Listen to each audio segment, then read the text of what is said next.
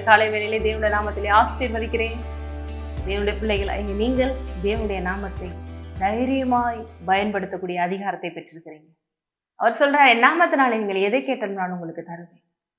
என் நாமத்தை பிரசாபப்படுத்தும் எந்த ஸ்தலத்திலும் நான் வந்து உங்களை ஆசீர்வதிப்பேன். அவரை உயர்த்தும் போது, அந்த இடத்துல அவருடைய பிரசன்னம் வரும்போது ஆட்டோமேட்டிக்கா பிசாசனுடைய எல்லா தந்திரங்களும் சூழ்ச்சிகளும் மரணத்துக்கான காரியங்களும் ஓடி போயிடும். அப்ப சூழ்நிலைகள்ல எப்பயுமே பாருங்க, இந்த உலகம் நமக்கு எதை கற்றுக் கொடுக்குது? அந்த சூழ்நிலைகளையே பத்தி பேச, அதையே யோசிக்க, ஐயோ இந்த பிரச்சனை, ஐயோ இந்த மனிதர்கள், ஐயோ இந்த தேவை, ஐயோ இந்த போராட்டம்னு அதையே 24 மணி நேரமும் யோசிச்சு யோசிச்சு யோசிச்சு பேசி பேசி பேசி பிசாசை பெருசா நினைச்சிடணும். தேவன் சொல்றாரு, என்ன அந்த இடத்துல உயர்த்த, நான் உனக்கு செய்து முடித்த காரியங்களை பெருசா நினைச்ச அதை பேசு. நான் உனக்கு எவ்வளவு அதிகாரங்களை கொடுத்திருக்கிறேன், விசுவாசிக்கிற உனக்கு எவ்வளவு பவர்ஸ் அண்ட் அத்தாரிட்டிஸை கொடுத்திருக்கிறேன், அதை உபயோகப்படுத்து. என்னென்ன அதிகாரங்கள் உங்களால என்னென்ன நடக்கும் என்று வேதம் சொல்லுகிறது. மார்க் எடுத்துக்கோங்க, 16 விசுவாசிக்கிற என்னென்ன நாமங்கள், என்னென்ன அடையாளங்கள் நடக்கும் பாருங்க. என் நாமத்தினாலே பிசாசுகளை துரத்துவார்கள். 16-17 பிசாசுகளே நீங்க என்ன பண்ணலாம்? துரத்தலாம். நவமான பாஷைகளை பேசுவார்கள், சர்ப்பங்களை எடுப்பார்கள், சாவுக்கு வேதனை யாரொன்றை குடித்தாலும் அது அவர்களை சேதப்படுத்தாது, வியாதியஸ்தர் மேல் கைகளை வைப்பார்கள், அப்போ சொஸ்தமாவார்கள். இந்த மாதிரி நீங்க இவ்வளவு பெரிய அதிகாரத்தை அந்தஸ்தை முடியவர்கள், இவ்வளவு பெரிய அடையாளங்கள் இந்த உலகத்துல செய்து என்னை மகிமைப்படுத்தக்கூடிய இடத்துல இருந்துகிட்டு நீங்க குறைவுகளையும் பிசாசையும் பெருசா எண்ணாதீங்க, பேசாதீங்க.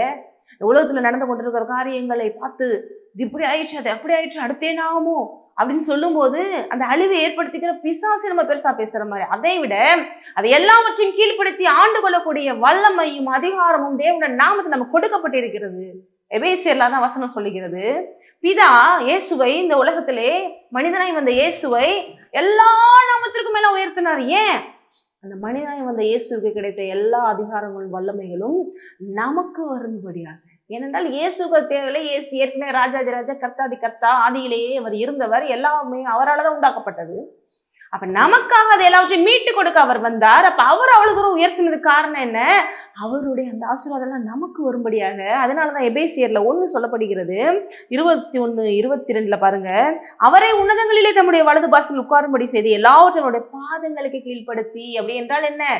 அவருடைய சரீரத்திலே பாதம் எங்க இருக்கு? அவர் சரீரத்துல இருக்கு. அவர் சரீரமா நாம இருக்கிறோம். அப்ப நமக்கு கீழ்ப்படுத்தி விட்டார்.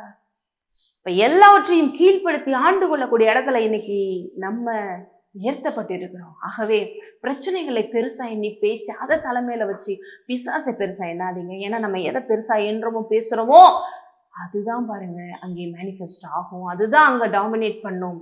அதை விட்டுட்டு அதை விட தேவனுடைய கிருபை பெருசு, அவரோட உண்மை பெருசு, அவரோட வல்லமை பெருசு, அது எனக்குள்ள இருந்து செயல்படுகிறது என்று சொல்லி எல்லாவற்றையும் கீழ்ப்படுத்தி ஆண்டு கொள்ளுங்கள்.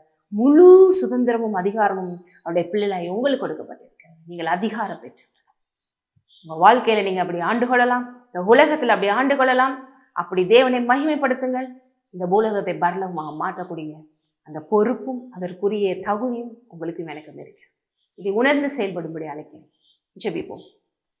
சோத்திரம் தகப்பன், நீ சொன்ன வார்த்தையின்படி இன்றிலிருந்து அவருடைய வாயின் வார்த்தைகளும் மாறட்டும் அப்பா, ஜீவனை பேசட்டும். நீர் செய்து முடித்த அந்த மகா பெரிய காரியங்களுக்கு முன்பாக அந்த உலகத்தில் நடக்கிற விஷயங்கள் ஒன்றுமில்லை. எல்லாவற்றையும் கீழ்ப்படுத்தி ஆண்டு இருளில் இருக்கிற ஜனங்களுக்கு ஒளியாக இருக்கு. இயேசுவின் நாமத்திலே ஆமென். ஆசீர்வதிக்கப்பட்டது.